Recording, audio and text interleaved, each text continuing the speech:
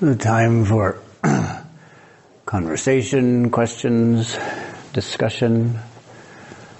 Yes? My question is, so I've heard a lot about collaboration within the CEDAR network and new organizations and projects popping up within the CEDAR network. So two-part question. One is there a vision for pre-existing organizations that are working to realize this story to become a part of the CEDAR network? And the second question is there a vision or a history with the CEDAR network collaborating or partnering with organizations that aren't a part of the network? Yes and yes. We were just working on this sort of collaboration with a certain group out west. We actually put significant resources aside for that to support them in their progress and therefore in collaborating with us. It worked out that a different financial arrangement made more sense for them, but that doesn't mean that we won't work with them, and so we're working there. Beyond that, we bring lots of groups here. Looks like we'll have Jim Bruchak come on the 13th to bring native wisdom from his family, an Abenaki family, to us. And we want to give support to him as well. I've spent time there as well. Not to teach mindfulness, but just to clean his center. But that seemed like that was needed. He just gave me some tasks to do, did some outdoor work and such. And it was definitely worth it for me. I got a lot of good out of that time.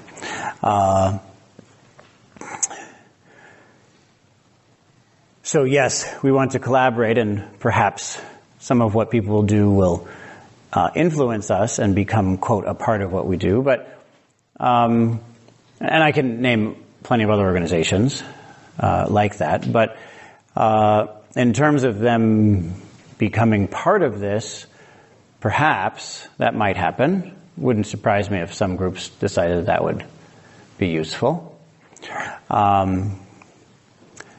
But that's just we have to wait and see. So we're working with one group now that's working on a major shift in the financial system.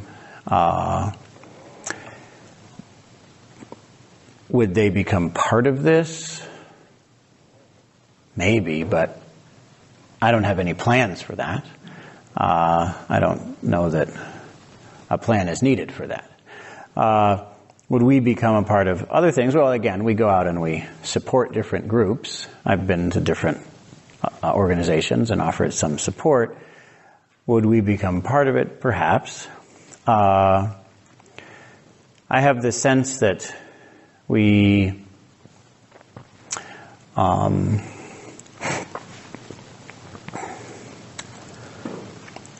collaboration is one of those things that is hard to manage. It's hard to manage when and where and with whom it will be best. Sometimes you just have to plant the seeds and see what happens. So I'm very interested in those collaborations, but my sense is that for now it's important that we put most of our energy into our own stabilization, because I'm the main person who works to do those collaborations, and they're extremely time consuming. And then some of them fall through in the end anyway. So it only makes sense once we're at a certain stage of stability to actively bring that forth. Until then, it makes sense to plant seeds and see where they see what grows. Does that answer your question? Mm-hmm. Matt? The level of purification that we're trying to achieve here, awakening. My understanding is that this takes quite a long time. And my worry is that it takes too much time, given the imminent nature of the existential risks. There are other organizations like the Center for Applied Rationality that have similar goals, but are taking a different balance in terms of the level they want with your mind versus actually making a direct impact on the world. And so I'm curious if you have worries about too much investment upfront in purifying the mind, not enough time to change the mind of the world, and what your thoughts are on that. Of course, I'm worried about the time frames. We want to do this as fast as we can. The problem is that doing it faster than that is what's gotten us here. So we want to do it as fast as we can. There are lots of ways of doing it faster than that, and they don't go well.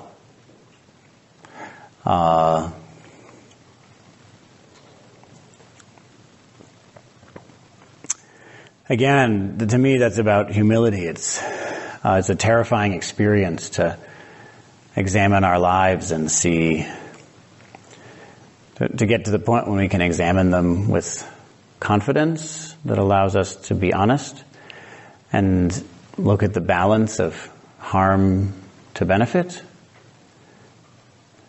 which has happened in our own lives.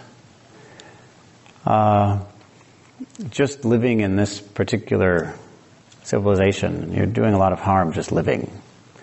And so we realize through that we have to be careful.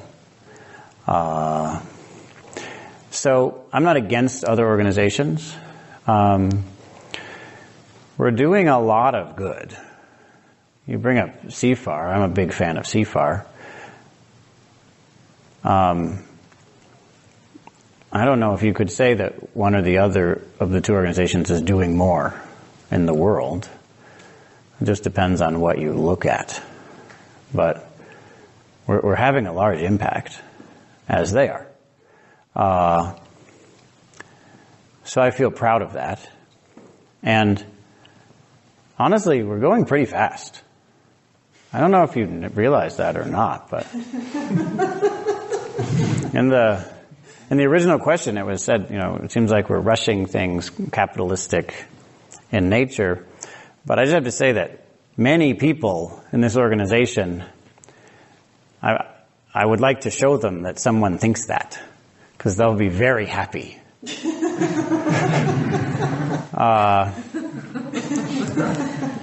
That's absolutely why they're supporting us. They want a factory for enlightened leaders. Those are the words that they use. Make a factory that puts out enlightened leaders as fast as possible. Get to work. Quantity is more important than quality. That's what a lot of people say. And so we're taking that into account. And there are strong arguments to be made for that perspective. Really strong, actually. I appreciate that I want a lot of diversity in our community, and not just not just those who are wanting to do things perfectly, thereby doing nothing, not just those who are wanting to rush, thereby doing more harm, but a mix of different perspectives so that we can move down a middle path. And so it's absolutely something I'm worried about, but I'm also aware that, well, here we are. Just here we are.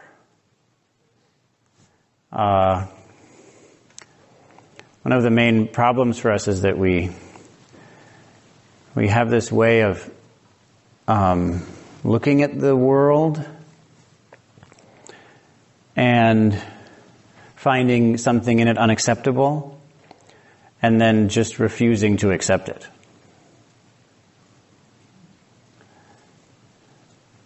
But that doesn't work.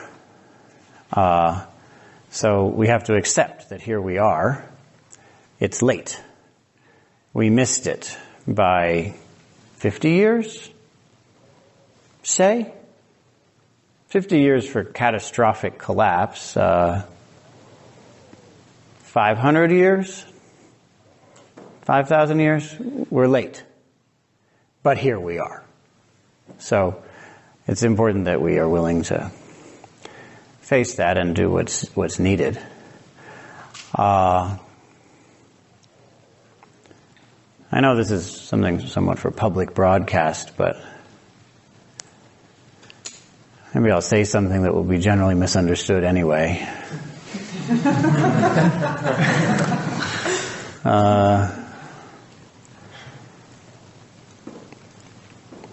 Even the sense,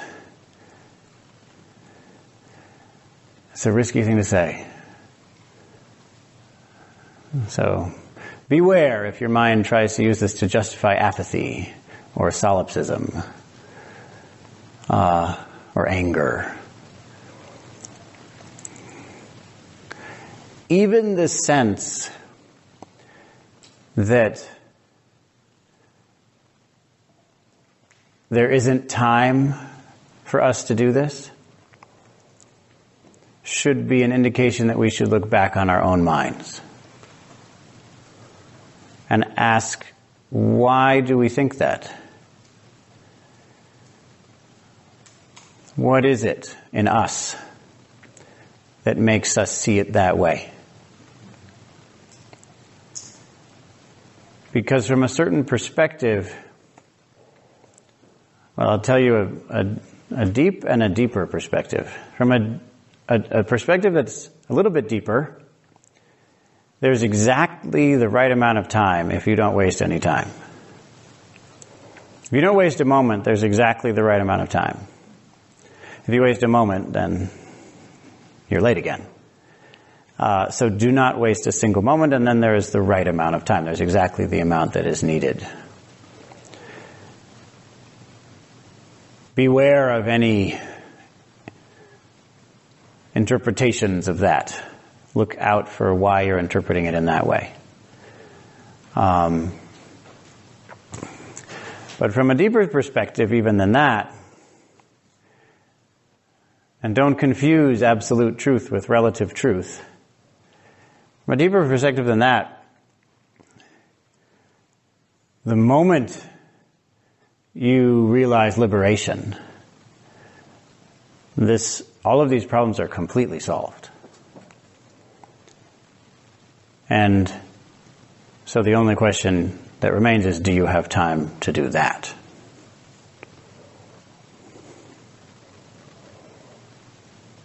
And with appropriate effort, true faith, determination, you can do that before the end of this current breath.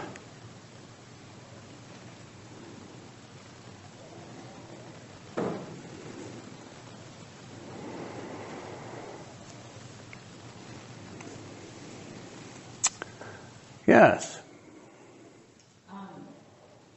So, correct me if I'm wrong. It seems that you say we're different because of our emphasis on awakening and responsibility. I wouldn't say that. I've actually given some lectures on how those are very consistent themes through world spiritual traditions. If you look, you can find that general.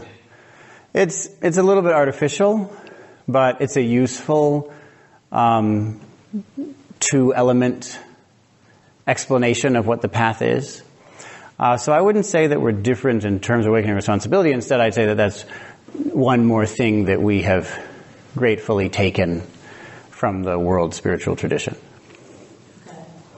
That's because I was just going to highlight that seems very much the same to me. Exactly. But I'm interested interested in, so I guess how important is intention? So some like this place having the specific intention of creating leaders through monastic practice versus other spaces that don't necessarily say that, but it happens as a byproduct. You mean that leaders are created through a spiritual practice as a byproduct? Mm-hmm. As in, like, it's not a space that's like, this is what we do. Yeah. Well, first of all, it isn't just leaders. It's leaders to work with existential risks. And it is important to state that explicitly. In terms of how important is the intention to create leaders through a spiritual practice, it's an interesting question, because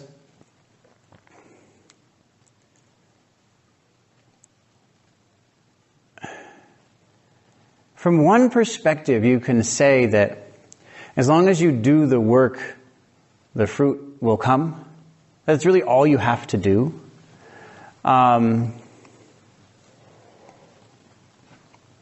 The Buddha talked about a chicken.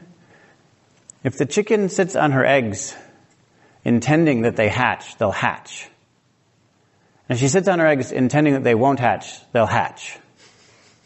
And if she doesn't sit on her eggs, they won't hatch.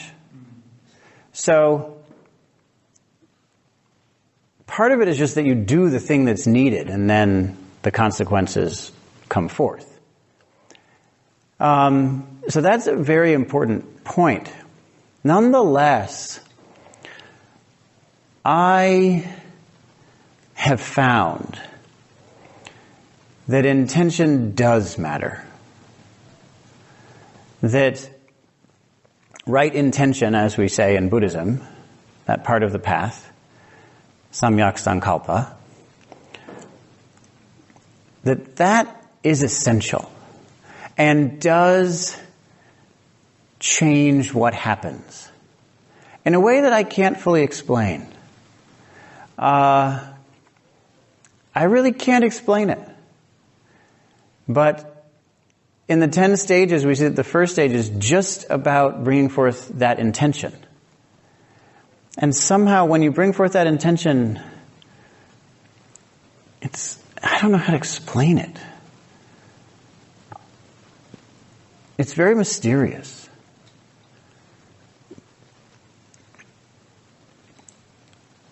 But somehow it makes it so that you can follow through. Somehow. It makes it possible to follow through.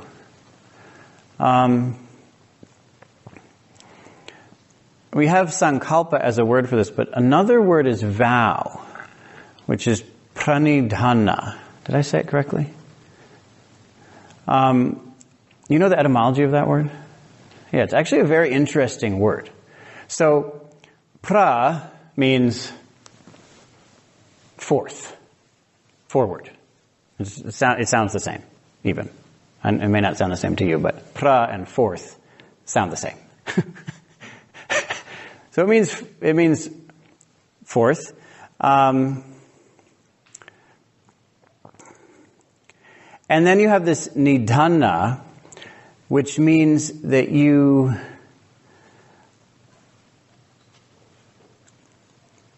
oh, wait a second. Is it prani? Is that the word? No. It's pranidhana. If I'm not mistaken, now I'm doubting it, but I'm pretty sure that nidana is itself a word, and it comes from the root di, which means to put. And nidana means to put something out there. Pranidhana means you put something forth. You place something there. So that's your vow. You have put forward a commitment, a dedication. And it anchors you in the world of suffering.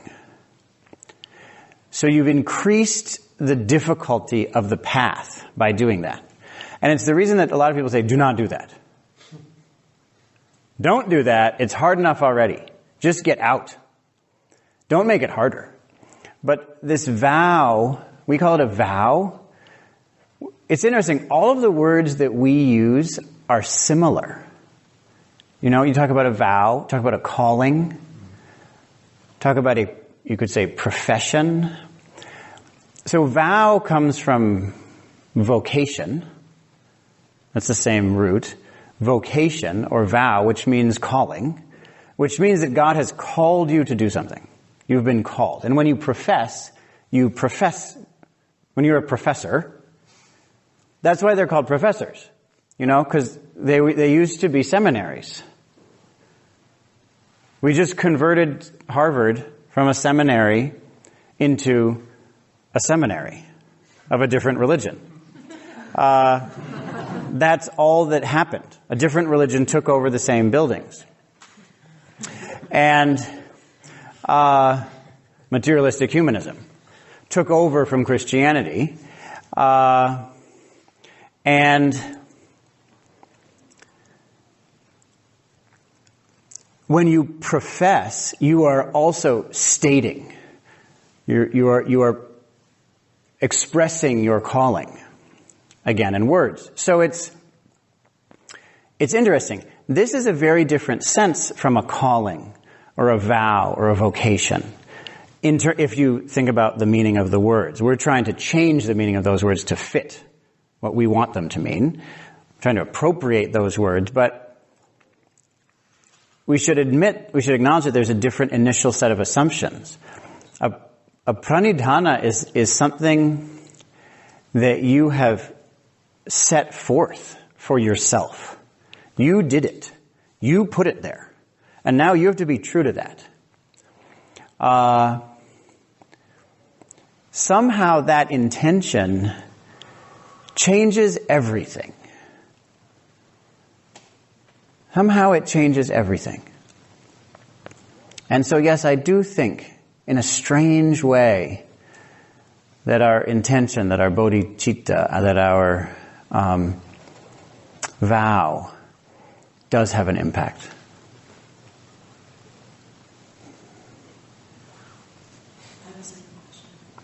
Oh, I think it's best if we let others go. Yes?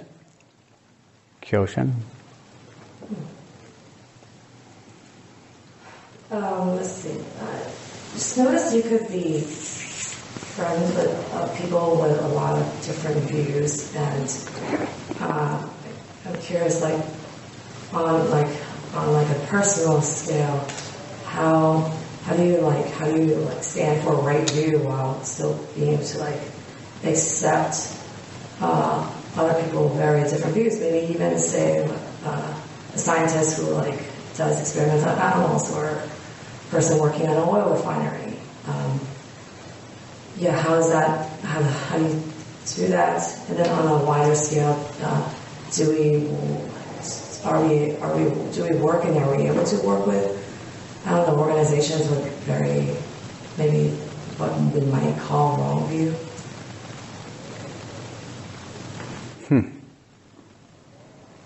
Well, first of all, we don't want to get confused about what right view and wrong view is.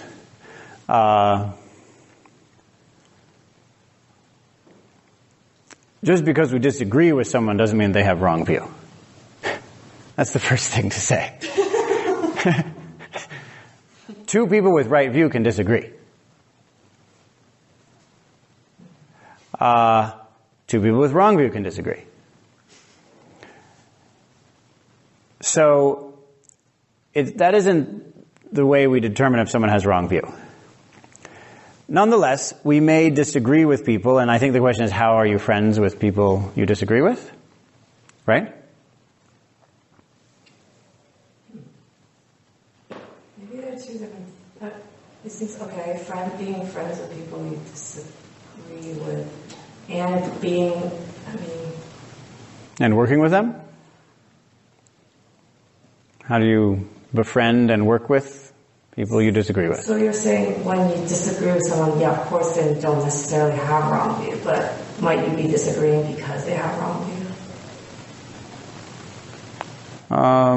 I don't see why you would disagree with someone. Your goal is to find the wisdom in what they're saying. That's all. You find the right view in whatever they're saying or doing. That's all. You find whatever it is in them that helps you to be a better person and be a friend, because that's good for you. Right? The Buddha said that if we really enter this with a knowledge of how important it is for us to purify our minds, then it's as if there's a person in a desert who's very thirsty, and they find a little bit of water in a cow's footprint, a little bit of muddy, dirty water. And under those circumstances, they would drink it with gratitude. So when we see how important it is that we purify our minds, we can see good in everyone, because we need help from everyone, because we're basically a hopeless case. And anyone can help us, we hope. We're willing to at least try. So we're just going to look for that goodness, wisdom in every person.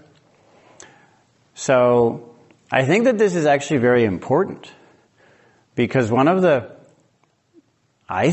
our weaknesses is that we here are quite attached to certain political views that may not be true, may not be helpful, may not be beneficial. And more, I don't find those views compelling. So I don't really care what political views someone has. I see the value in what liberals are stating, and I see the value in what conservatives are stating.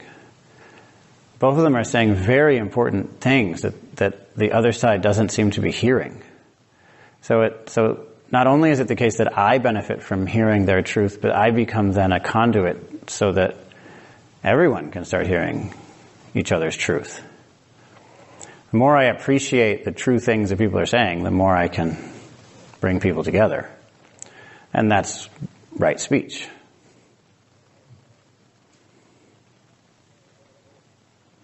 So that's what I look for. I don't see much of a reason to fight against people.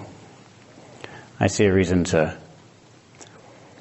find, as we say in Quakerism, to find that of God in everyone and to answer it.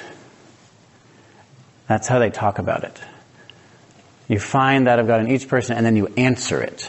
You interact with it. You confirm its existence by communicating with it. You don't just see it, but you actually bring it to life through that of God in you, connecting with it so that the conversation comes forth and that divine light is confirmed. That's how it's understood to be confirmed. That two people see it in each other. So that's the confirmation that there is that of God in each of us. So that's the challenge. And it seems to me to be a much more effective task than figuring out why people are wrong. Not to say you shouldn't. That could work too. I should learn how, as I watch you fight with each other and keep it up. I don't know. Maybe fighting is a really good thing right now. Teach me all about it. I'm confused. Well, actually, I think it's a good question because, honestly, this might be really important. This could be really important. So, this could be important. Sorry to take a moment, but this might make my talks easier. So, maybe you think that I think people are wrong. Maybe that's what it is. And then when I criticize capitalism or something, you think that I'm making some people wrong. But I don't think that they're wrong.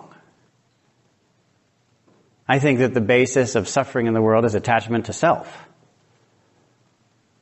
That's all I'm saying.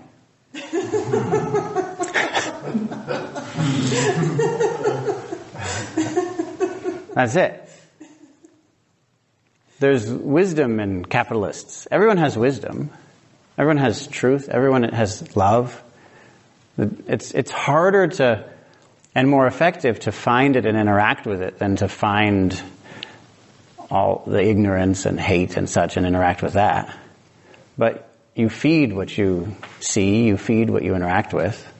So I don't find it particularly effective or enjoyable to fight against people's delusion. That's what I don't mean to say it the wrong way, because I'm not making them wrong even in this, but that's what they want me to do. Does that make sense?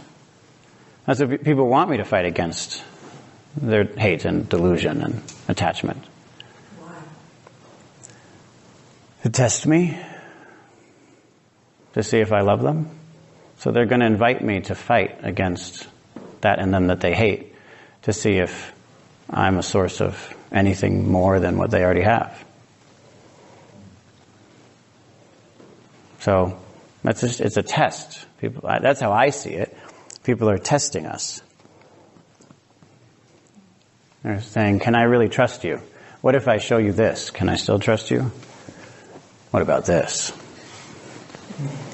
And then it's your challenge to just keep on loving. But it's a real challenge because you have to see something that you actually love. Otherwise, it's just a lie. As in lies and like, maybe trying to manipulate someone. Yeah, by pretending to love them. But that's what they're looking out for. They want to see if you're going to do that. And that's a completely valid thing to do. People, they want to know, can I trust you?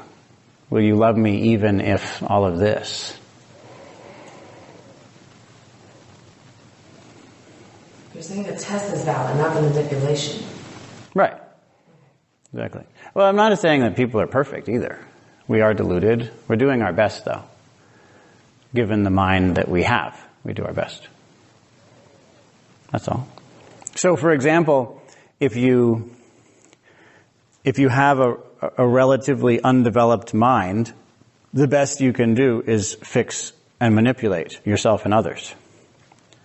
And then as you develop your mind, you have a way that's more effective than fixing and manipulating yourself and others. But until you have that, you should fix and manipulate yourself and others. It's not wrong. And by doing that, you learn how to attain a state of mind in which you don't need to fix or manipulate yourself and others, and that's an even more effective way to transform and heal the world. But that's a really advanced skill, so you have to get there somehow, and the way we get there is by being where you are. It's not the wrong place. Last question? Julia? I might have answered it for myself. Okay. No more question? Okay. Good. Sanjin? With the awakening and responsibility elements, it's relatively easy to look at systems, schools, lineages that move people towards awakening. Mm-hmm. Any schools, organizations, or lineages that reliably move people towards responsibility. So with a survey of leadership today, I find military leaders, business leaders, sports ball leaders, and a bunch of spiritual political leaders killed in the 60s. And then it's kind of questionable beyond that, or harder to suss out. Yeah, I was just talking with Meng about this, and he brought up a really interesting point. That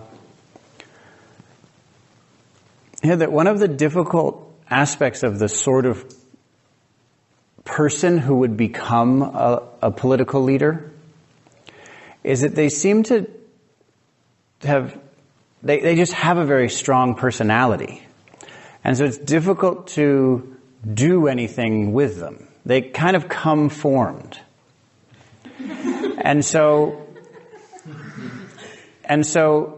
it's easier to, it's hard, but easier to create systems that train people in awakening. Awakening means love and wisdom.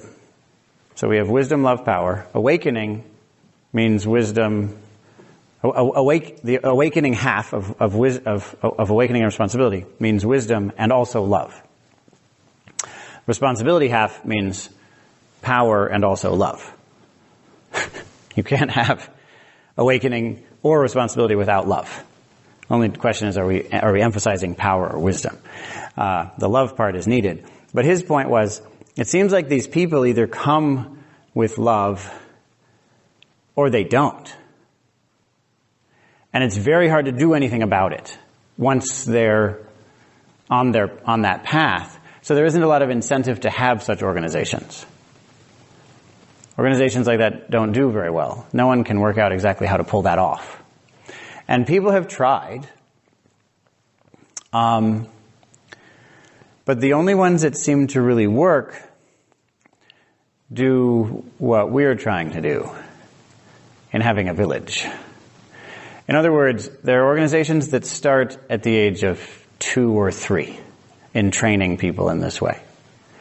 It seems like if you miss childhood, you don't have a good chance. So I'm very interested in having kids running around, and I love working with kids myself, because it's difficult to do much if you haven't done the work then. But of course you have, for example, the Tibetan leadership system, which has had its flaws, but honestly, it does pretty well. Honestly. Or at least it has done well for hundreds of years. And so there, they start at least at the age of 2 or 3. Arguably, considerably before that. Hundreds of years before that in cultivating this individual's ethic. But in any case, 2 or 3. And I think it's very important that if we're going to try to do that, we do it that way. But those organizations are very rare worldwide. Or I should put it another way. Actually, this is a better way to say it. The only such organization is family. So worldwide. So the way you're brought up has a huge influence, and we want to help people to grow up here. And honestly, the younger the better that you start. So it's something I feel strongly about, and it's the reason we're taking the sorts of financial risks we are with this village. Because once we have the village, maybe we can have the school, which is what I've been talking about from before I started talking about monasteries. I originally wanted this to be a boarding school for middle school and high school students, but that's what I really want to do. But even better is that they grow up with their families as part of that whole system. I think that's essential. I don't want to depress people. I try not to talk about this because people get depressed. They say, oh no, I missed my big chance. But it isn't true. Each of us has our place. And you can want another one, but that's just your own mind. We have our place. We have our own struggle for the world. It's not the wrong one. You'll get another chance to be a kid. So make use of this life. It's a good one.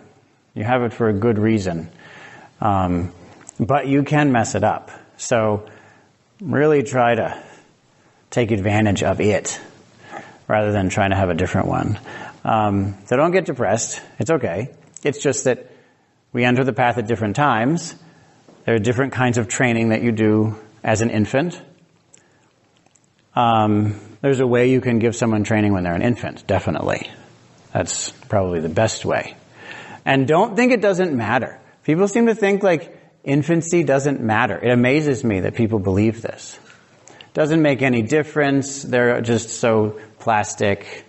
Plastic here means malleable. It doesn't matter. Just fix it soon. But no, the way a child is held changes the rest of their life. So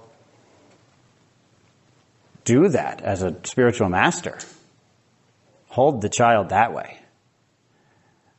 Connecting with them at that level as an infant. There's a lot to be learned as a toddler.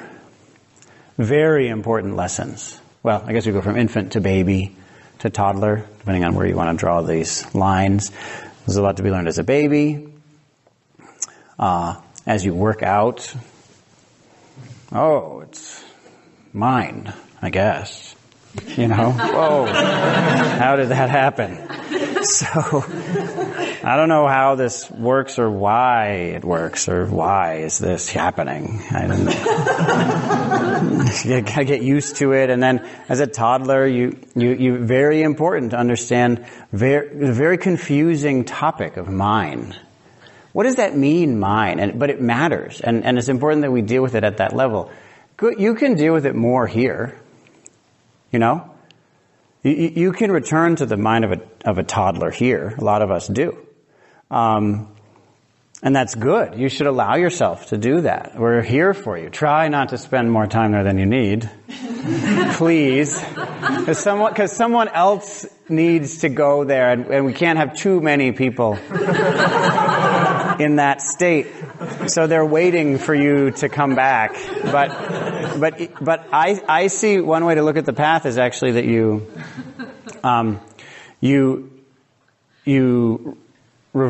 go back in your developmental stages. So high school didn't really work. So I'm going to try again now. I have the chance to go back to that and try again. And high school, so yes, you have, okay, I'll finish that line of thought. Then you do that, and then you go back to puberty. And, oh boy, that didn't work. So I'll try again. And then you go back to being a child, toddler, baby, infant, and then ideally you go back further than that. And purify the most basic afflictions. But there's something to be done at each of them. So then you become a child. And you get to know this world of manipulation. And learn the difference between imagination and this. Then you enter puberty, become an adolescent, and you have to face the very confusing fact that other people's opinions matter, even if they're wrong. And popularity matters, and people can destroy you, and will, without thinking much of it. What does that mean? How do you handle that? Then you enter later adolescence, at which time it's time. It's okay, you can regress and do this, but that's the time to set your life in order. I know it sounds crazy, but it's true. Early adulthood, that's the time to say, this is what my life is about. I'm doing this now. That's the time to make that decision. If you're 30 and you haven't done that, you're late. You missed that's what you're designed to do then. That's why high school and college is so painful. That's the painful part of it. Because literally your brain is shutting down all your future lives. You know what I mean? Your brain, as you grow to be in early adulthood, meaning adolescence, there are more and more possibilities of what you might be. Your mind is becoming more able to be different sorts of people. A nice person, a mean person, a carpenter, a mechanic, whatever it is. You're becoming more and more able to be different things. But then a lot of the pain comes from the fact that now it's time to decide.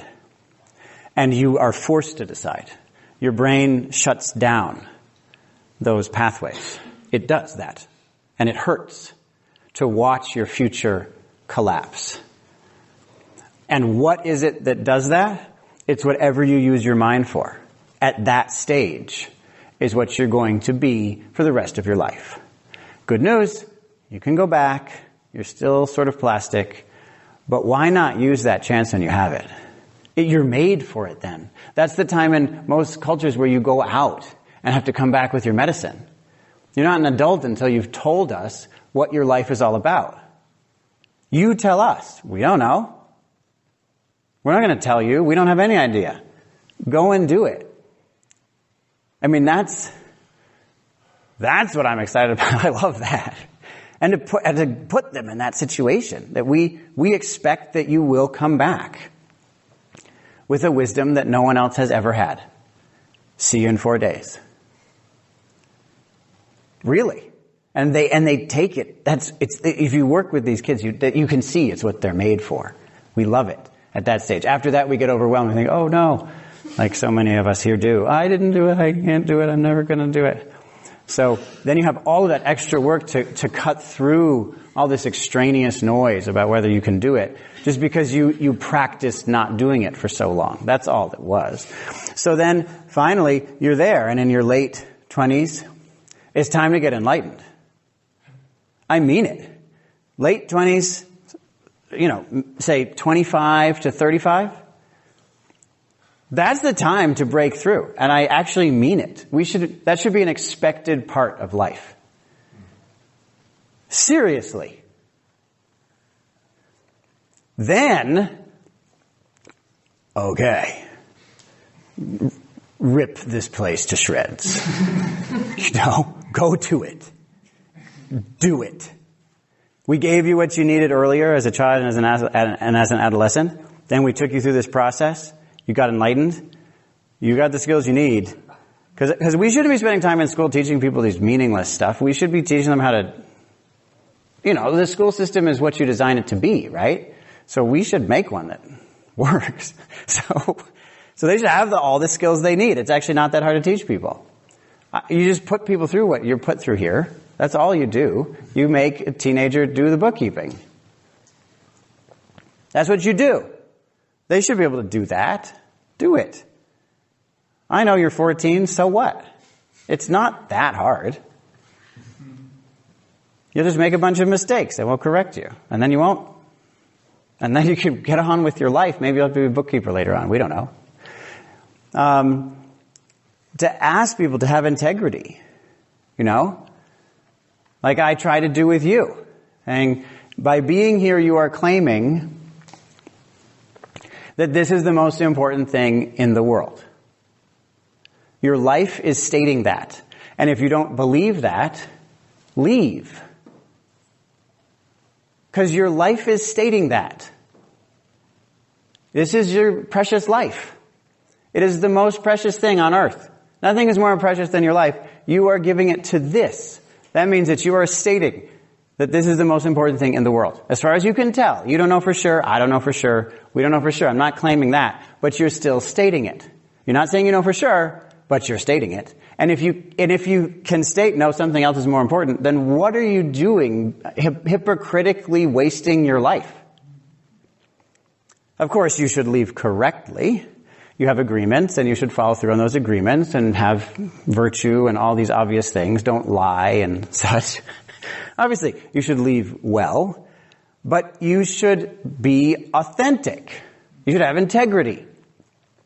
Well, this is actually a hard time of life to look at it that way. But a teenager, that's the time to say, you don't believe in this? Don't do it. And they actually can deal with it. They take that. Really. And they struggle. They don't know what to do. They're not like adults. They can be really confused for a long time. You know, they don't have this sort of freak out response. They can be deeply confused in a lot of pain for a long time and be okay, which is harder for an adult. But the problem is most of them just use that. They have the natural propensity to doubt, but then they don't have anything to doubt. They're not told how, and so they just have angst.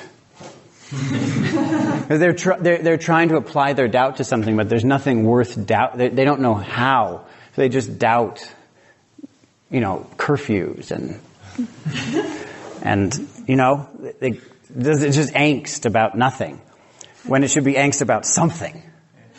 So, okay. So anyway, teenager, adult, get enlightened, rip the world to shreds. Then then you're sort of an elder in the community. Not an elder, but you're at the middle of your life. You're in your 40s, and you have the chance to see, oh no, I really messed this up. I thought I had it, but I didn't. I was really wrong. Oops. I don't know what to do now at all.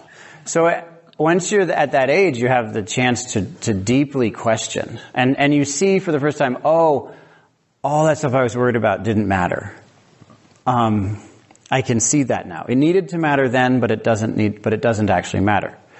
So then you have this chance to recreate your life. And usually people completely waste it on divorces and sports cars. And instead of that, look at your own mind. Divorce yourself. Divorce the person who's making the trouble in this relationship, which is yourself. So divorce yourself at that age and find out what life comes forth when that troublemaker is no longer living in your house. It's not your spouse's issue. And even if it is their issue, it's not their issue. So, then you become an older person, And again, you have this chance to start looking no longer at what will I do with my life, but you watch in a much more concrete way the possibilities shutting down. I can never do that thing ever. I know I can't do it now because I'm not going to live long enough to do it. And you start looking at things in the reverse direction. You look at things with death as the backdrop. Rather than life in which I should consider death, you have death in which I consider life. And you're moving in that direction of completely shutting down and finishing this off ideally without regret.